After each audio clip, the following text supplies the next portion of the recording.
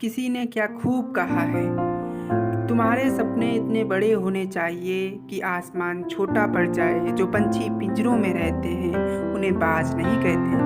अक्सर लोग कहते हैं हमसे ये नहीं होगा या इस कार्य को हम नहीं कर पाएंगे। ऐसा अपने आप को सबके सामने कमज़ोर साबित करने के बराबर है। और ऐसा जो लोग कहते हैं वे लोग अपने जीवन में कोई रिस्क लेना ही नहीं चाहते हैं, क्योंकि जीवन में बिना रिस्क लिए आप कभी भी आगे बढ़ ही नहीं सकते। तो आइए आपको मैं एक अच्छी कहानी बता रहा हूँ जो कि हमें हमेशा आगे बढ़ने को प्रेरित करती है। एक लड़का था, उसे बचपन से ही अच्छी पुस्तकें पढ़ने का शौक था और वो हमेशा विभिन्न प्रकार की किताबें पढ़ता रहता था।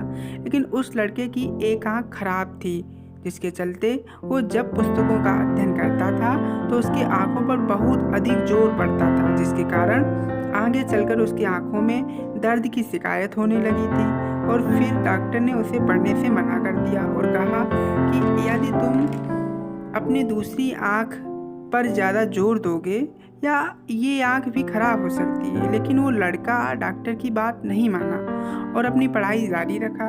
लेकिन उसके परिवार वाले जब उसको समझाने लगे तो उसने कहा, ठीक है, मैं तभी पढ़ना बंद कर सकता हूँ जब कोई मुझे ये किताब पढ़कर सुनाता रहे। तो उसके घर वाले तैयार हो गए।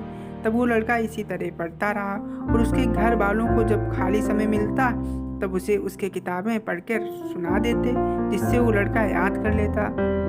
और वो लड़का अपनी दृढ़ इच्छा के चलते वो अपनी एमए की भी परीक्षा पास कर लिया। और फिर वो लड़का आगे भी नहीं रुका और अपनी पढ़ाई जारी रखा। और फिर उसने अपने विचार दूसरों की मदद से लिखवाता और फिर जब उसकी लिखी गई लेख के विषय पुस्तक में छपने लायक हो जाता था तो वो उनको किताबें में छपवा देता था। इस प्रकार उस लड़के ने कई महान पुस्तकें लिखी जो कि जीवन की सकारात्मक पहलू को दर्शाते थे। पता है दोस्तों, यही लड़का आगे चलकर फ्रांस के मशहूर दार्शनिक जयपाल सत्रा के नाम से मशहूर हुआ।